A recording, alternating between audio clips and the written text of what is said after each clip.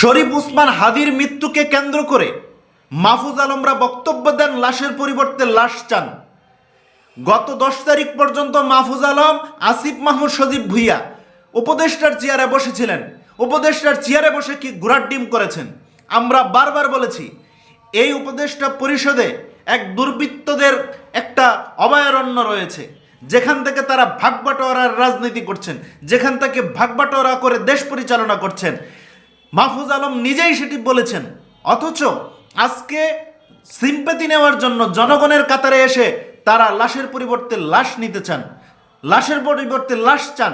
আমি আপনাদেরকে প্রশ্ন করছি, কোন তৃতীয় পক্ষের উস্কানিতে, কোন তৃতীয় পক্ষের কাছে ক্ষমতা তুলে দেওয়ার জন্য আজকে বিভিন্ন জায়গায় নাশকতা, অগ্নিসংযোগ, ভাঙচুর, গণমাধ্যমের উপরে চড়াও হওয়া, গণমাধ্যম কর্মীদের উপরে চড়াও হওয়া, এই নাটক আপনারা তৈরি করছেন।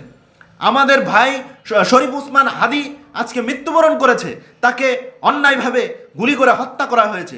আমরা তার জন্য দোয়া কামনা করব এবং সরকারকে বাধ্য করতে চাই যে শরীফ ওসমান হাদীর উপরে যে আক্রমণ করেছে তাকে দ্রুত সময়ের মধ্যে গ্রেফতার করে বাংলাদেশের প্রচলিত আইন অনুযায়ী কঠোর থেকে কঠোর শাস্তি প্রয়োগ করতে হবে। এমন একটি শাস্তি প্রদান করতে হবে যেন পৃথিবীর ইতিহাসে সেটি স্বর্ণাক্ষরে লেখা থাকে, যেন কোনো দুর্বৃত্ত এইভাবে দেশপ্রেমিক শরীফ ওসমান হাদীর মতো একজন সংগ্রামী মানুষকে হত্যা না করতে পারে।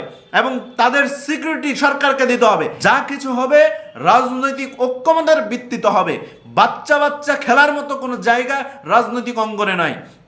আসিফ মাহমুদ সজীব ভুইয়া ক্ষমতার চেয়ারে থেকে লুটপাটের স্বর্গরাজ্য তৈরি করেছিলেন। আপনি নিজে বলেছেন যে এখানে জামাত, বিএনপি অমুক ভাগবাটোয়ারা করছে। মাহফুজ আলমরা নিজেরাও সেখানে জড়িত ছিল। এই ভাগবাটোয়ারার রাজনীতিতে বিভিন্ন মন্ত্রণালয়, বিভিন্ন জায়গায় যে ভাগবাটোয়ারা হয়েছে, সেই ভাগবাটোয়ারার সদস্য এই মাহফুজ আলমরা ছিল।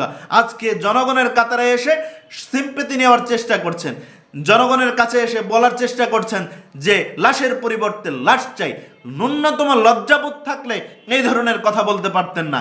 এই যে 10 তারিখ পর্যন্ত ক্ষমতার চেয়ারে বসেছিলেন, প্রায় 15 মাসের মতো এই ক্ষমতার চেয়ারে বসে থেকে জুলাই গণঅভ্যুত্থানে যারা শহীদ হয়েছে, যারা পঙ্গুত্ব বরণ করেছে, যারা ক্ষতিগ্রস্ত হয়েছে, এই পরিবারদের পাশে কি দাঁড়িয়েছিলেন আপনি?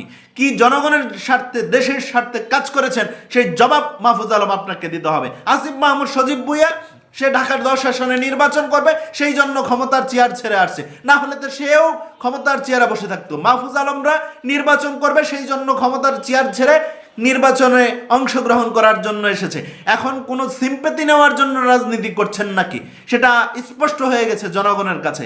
কোনো জায়গায় কোনো অগ্নিসংযোগ, কোনো নাশকতা হলে সেটা স্পষ্ট এই মুহূর্তে যে এটা নির্বাচনকে বানচাল করার লক্ষ্যে একটি কুচক্রী মহল উঠে পড়ে লেগেছে। এই কুচক্রী মহল মাহফুজ আলমদেরকে দিয়ে এই কাজটি এক্সিকিউট করাচ্ছে।